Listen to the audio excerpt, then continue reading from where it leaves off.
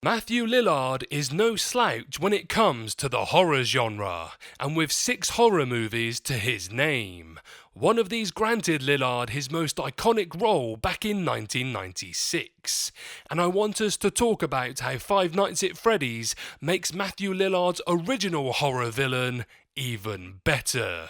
But before William Afton has his sights set on me, I'd like to say hello guys and gals, I'm Nick, and welcome to Freddy's Feedback. So, the news that Matthew Lillard will play William Afton in the long-awaited Five Nights at Freddy's movie makes perfect sense thanks to the actor's horror villain history. Over the decades, Matthew Lillard has amassed an admirably diverse screen CV. Perhaps best known for his role as Shaggy in numerous Scooby-Doo projects, Lillard has also appeared in a range of teen comedies, rom-coms, darker dramas and thrillers. For many viewers, Lillard is most closely associated with the role of Scream's villain, Stu Macher. The lanky, gregarious serial killer was nothing like traditional slasher villains, a goofy and charismatic madman whose penchant for puns and playful one-liners masked a surprisingly sadistic streak. Lillard built on this persona with 1998's underseen psychological horror movie, The Curve, also known as Dead Man's Curve. In this dark thriller, Lillard's Tim and a friend hatch a plan to murder an acquaintance thanks to an urban legend that claims college students who lose loved ones were automatically granted straight A's for a semester. After The Curve, Lillard shied away from villainous roles despite rumours that Stu might return in a Scream sequel.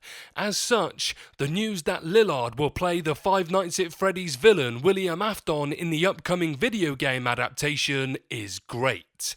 Lillard's role as the movie's human villain can build on his performance as Stu and The Curve's creepy Tim. Meanwhile, the 90s nostalgia of Five Nights at Freddy's plays upon Lillard's status as the quintessential 1990s horror villain.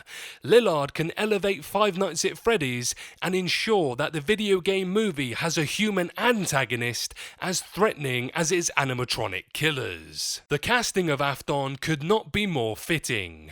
Lillard is a 90s icon, and Five Nights at Freddy's is cashing in on nostalgia for the decade, just as pop culture's love affair with the 80s comes to an overdue close. From its janky animatronics to its affection for 8-bit arcade games, Five Nights at Freddy's is steeped in 90s nostalgia. While Winnie the Pooh Blood and Honey's critical failure proves that nostalgia alone won't be enough to guarantee the movie's success, this should not be a problem for Five Nights at Freddy's thanks to Lillard's reliable screen presence. Lillard's horror villain roles are all defined by their weird sense of playfulness, a discomforting character element that jars with their violent misdeeds. William Afton is a child murderer, but also the creator of Five Nights at Freddy's cutesy animatronic creations. Stu is a lovable goofball, but this doesn't stop him from slaughtering dozens of people. The Curve's Tim is a conniving monster, but maintains the same veneer of charm that Lillard has brought to most of his screen roles. Thus, Five Nights at Freddy's is perfectly positioned to add another great Matthew Lillard horror movie villain to the actor's growing list. What do you guys think? Are you happy to see Lillard back as the bad guy? And do you think his role as William Afton is the perfect choice for the villain? Let me know below.